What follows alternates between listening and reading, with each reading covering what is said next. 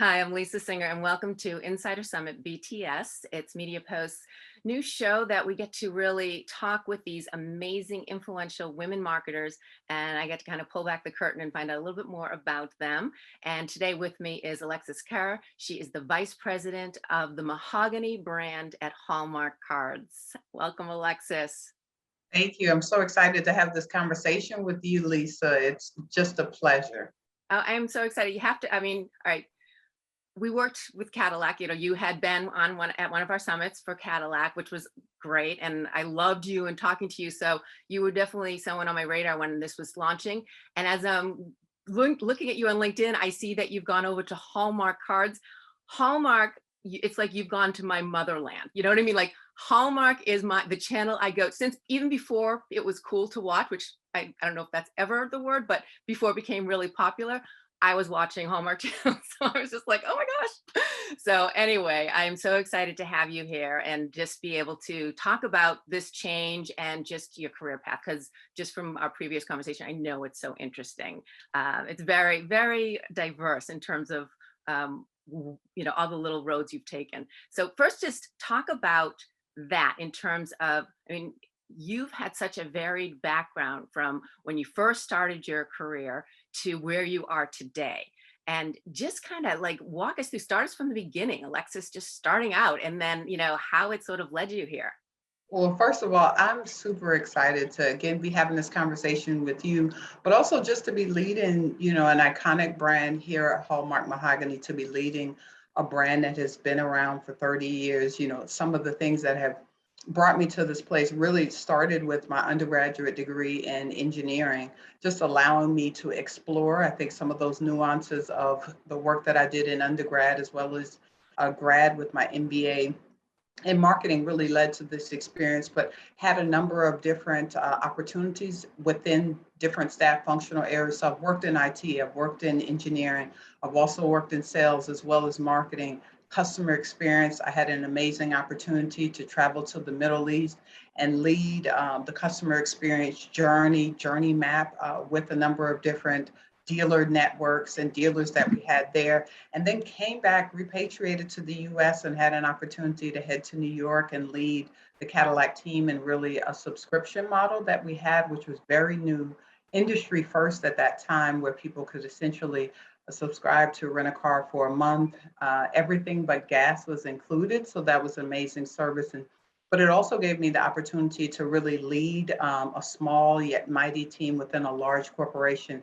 And it's similar to some of the work that I've had the opportunity to do here over the last 6 months at Hallmark Mahogany, leading this amazing team, but also understanding the rich 30-year heritage and the culture inside, are some of the things that I've just been most excited about. So very, very much a journey, but really all leading to an amazing place with a great company. When I think about the past company I was at Cadillac, it was an amazing, iconic brand. And then to come to Hallmark, similar to what you just said, watching the movies over the years, reading and receiving and given so many mahogany cards. And now I get the opportunity to work with that team of content creators and writers every single day. It's Lisa, it's really inspiring, but it's also super cool just to talk about the journey that we are on in becoming this lifestyle brand.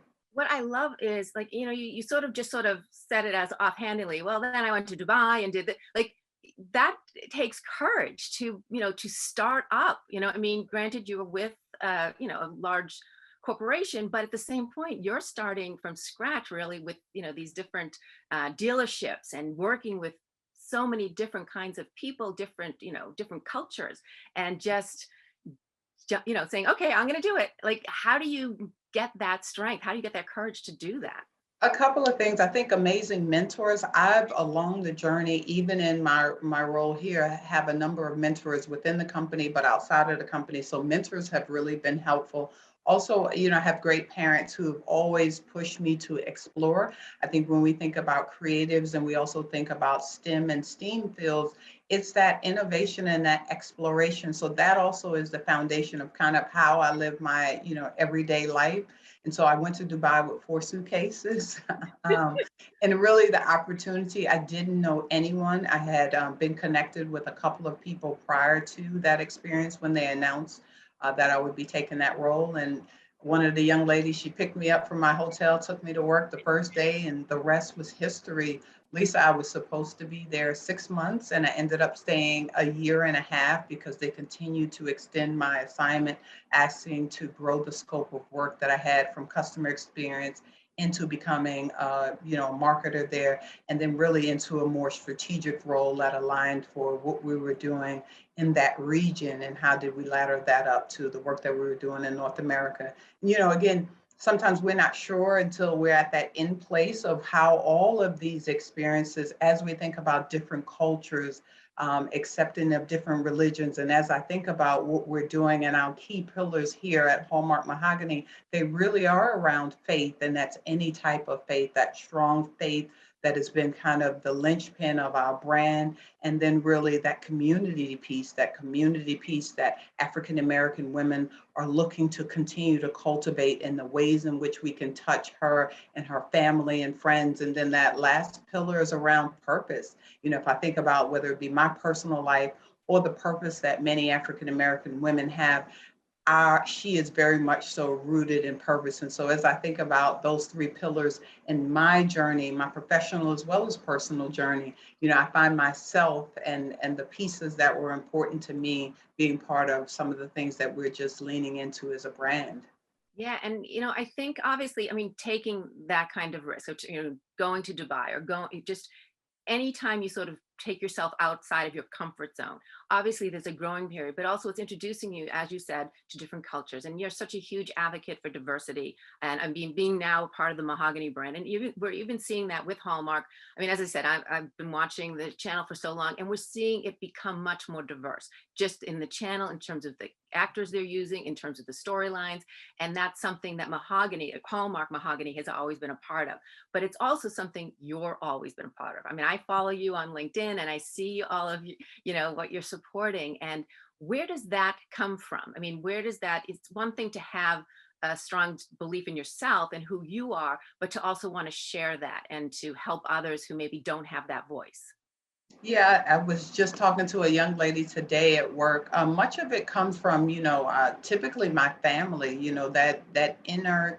um, that internal piece that is always wanting to not just only be helpful, but also to share. When I'm thinking about my LinkedIn audience and what's important to them, it really is how can we uplift them and empower them to be better people. And so most of the things that I highlight tend to be the first, sometimes the only, which can be a lonely space. But when you think about what Hallmark is about, it's really about that caring connector. And I am essentially trying to connect people to others as they're going through their everyday struggles, as they're pressing forward, as they get a little discouraged. And even in coming to the brand, I was most excited about what I was seeing, not just at the Hallmark channel and that evolution in how DEI, we were leaning in, but also just in the cards brand. I got here 6 months ago, just as they launched the 1 million card giveaway, Lisa, and I was pumped. I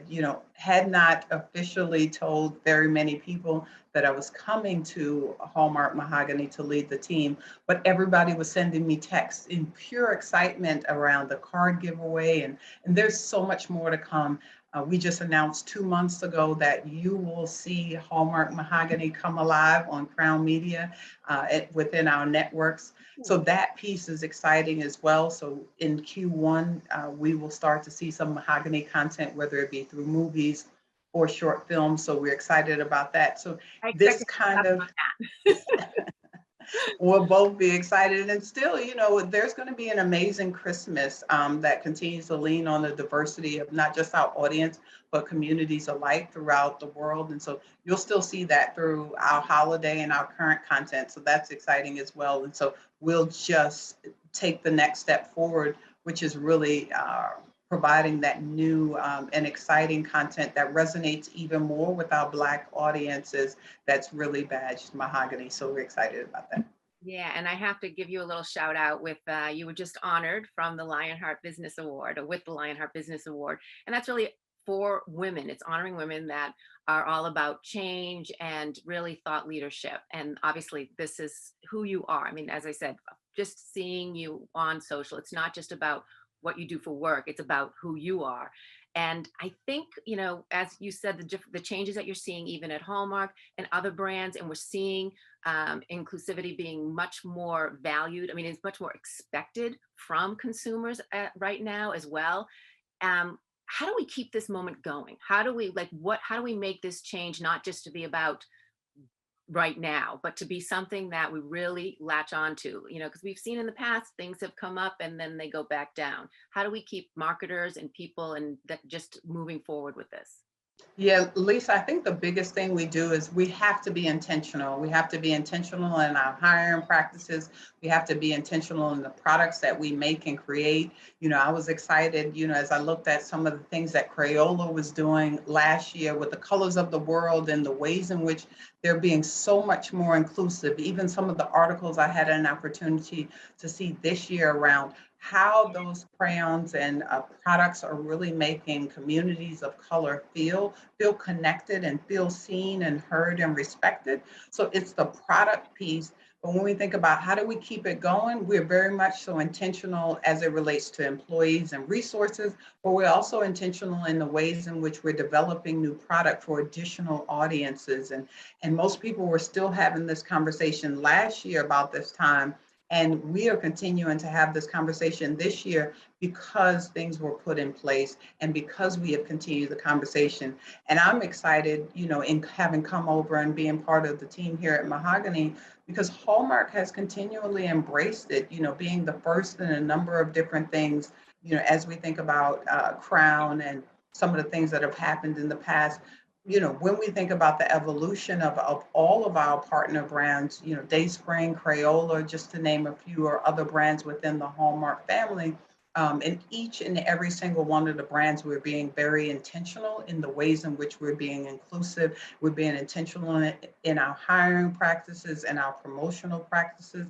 And I think all of those things have to continue as we think about this time and ways in which we're continuing the conversation. So I'm excited and continue to be invigorated when I talk to the rest of my counterparts throughout the organization in ways in which we're mentoring our young people to speak up.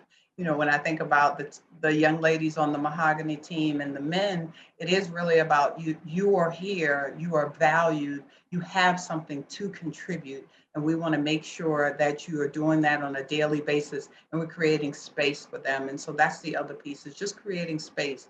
It is not that you always will know everything and you have to be perfect.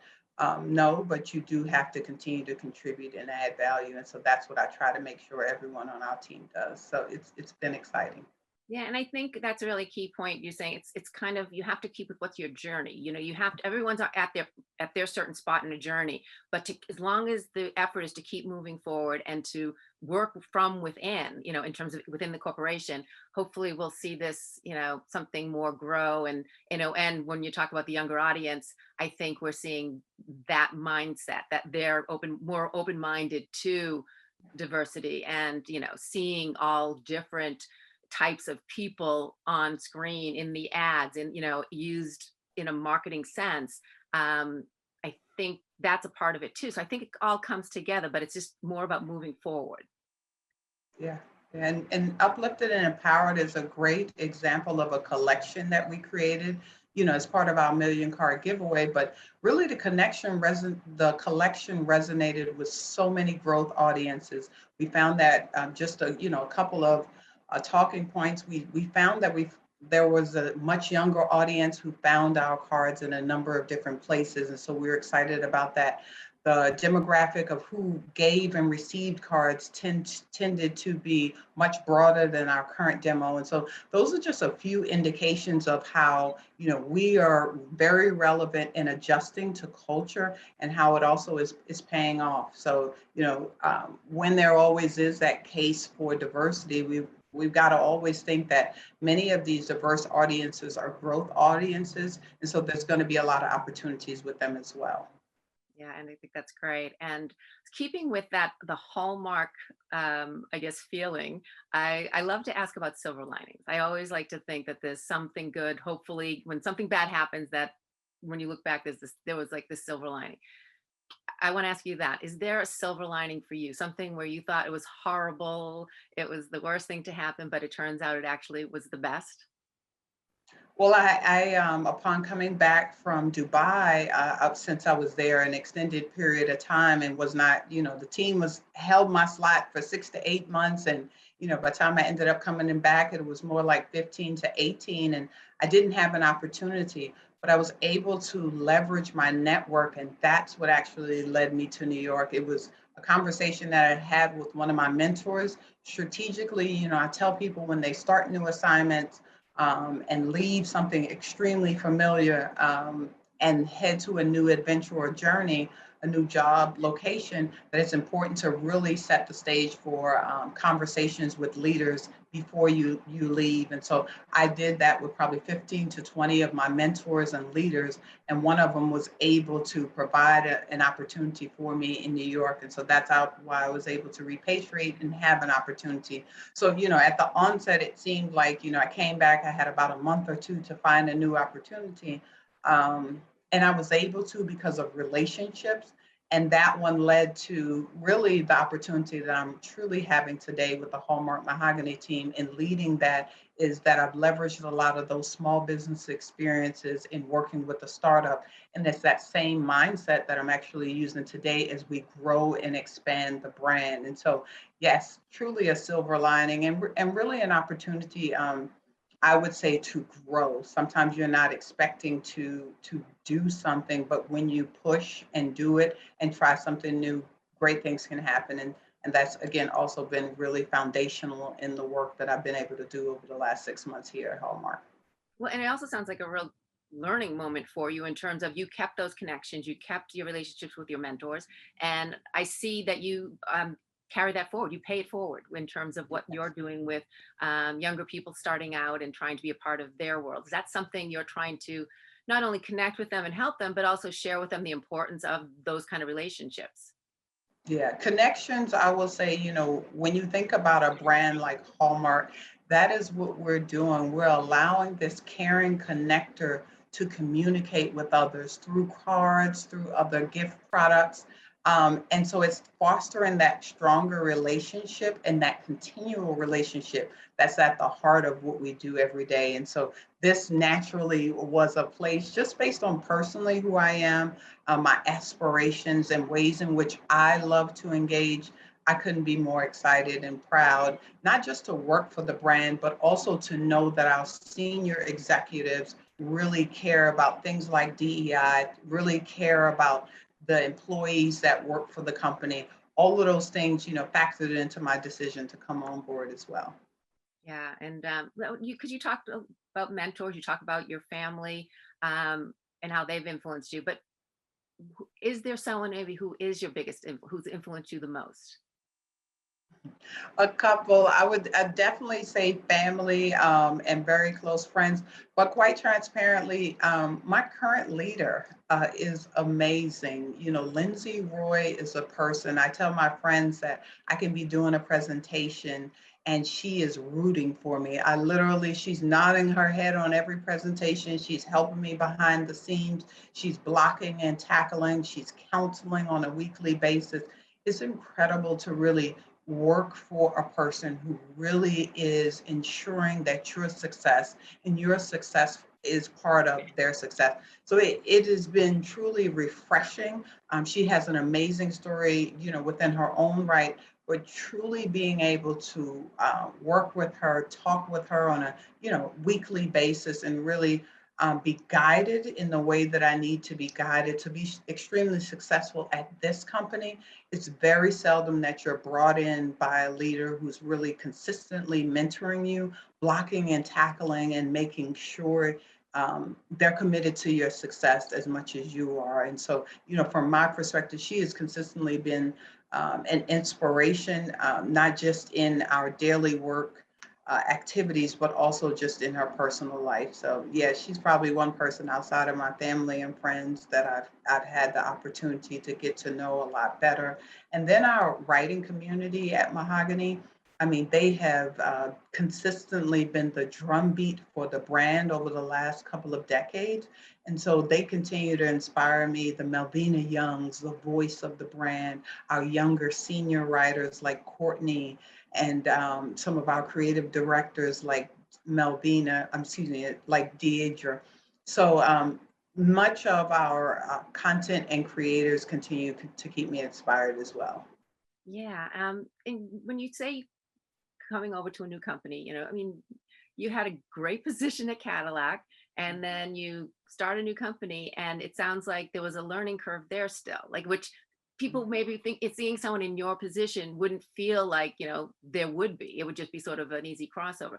But is there, even at this stage, that learning curve and that, those butterflies that sort of getting started in a new brand, a new organization?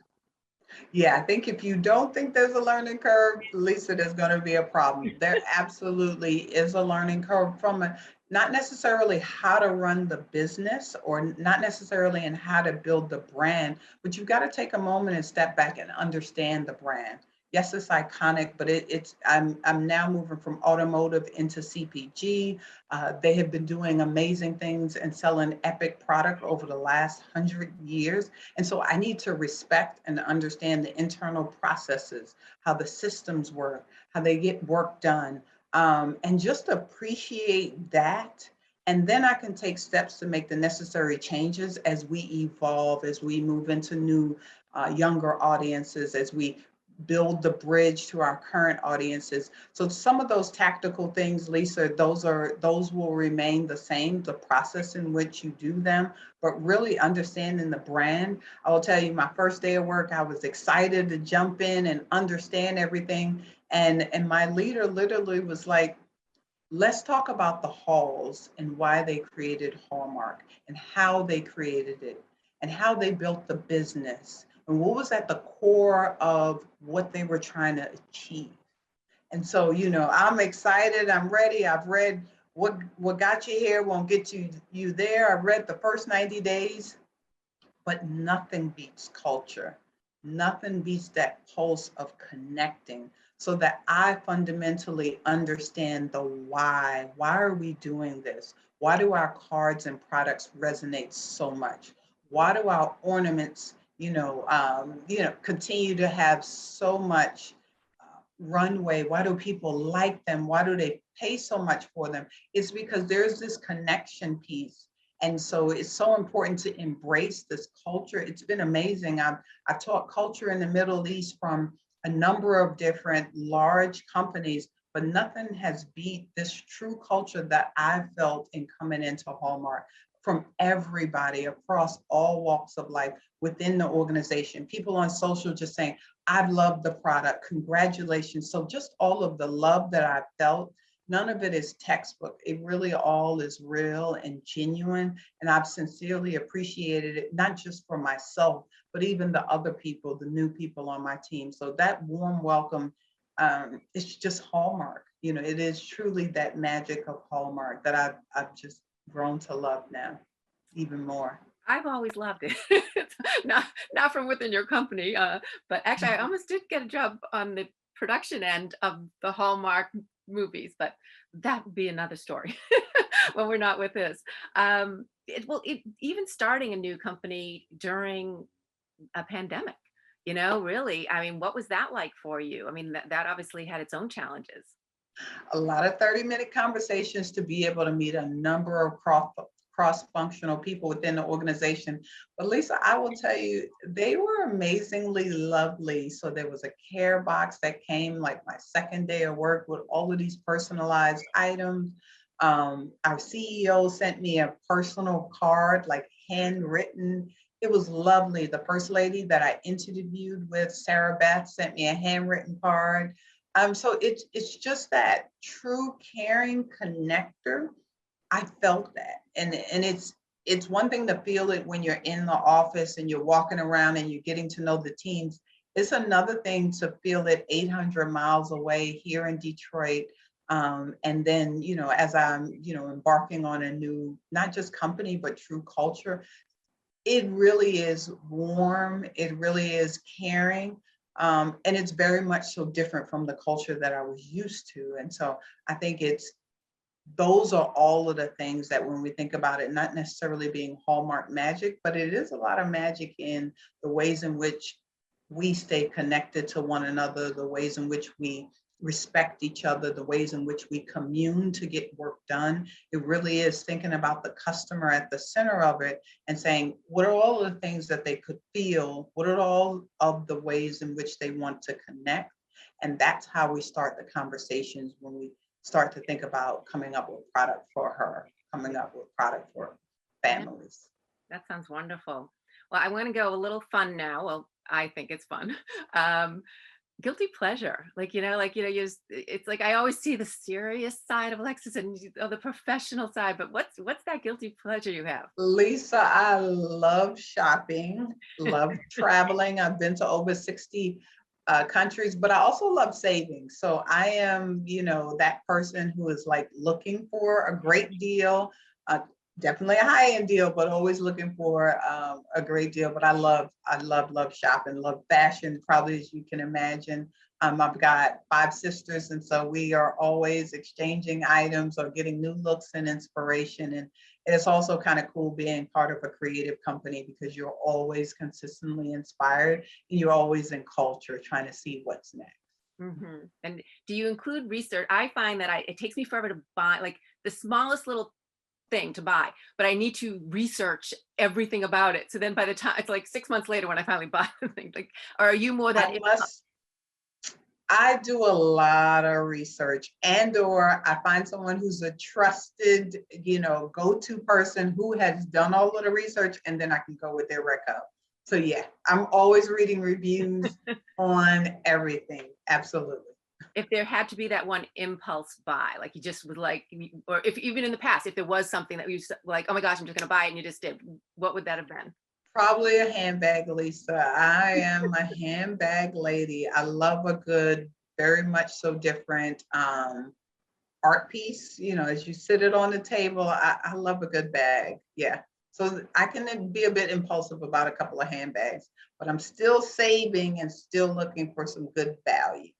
Well, that's good to hear. We don't want to worry about you there. Be no home, but you'll have millions of handbags surrounding you. I have it all. So, what about for your daily life in the sense of, is there anything you do that maybe makes you feel like it makes you a better, boss, a better coworker, like just something that you do, not necessarily for work, but for yourself, it makes you better?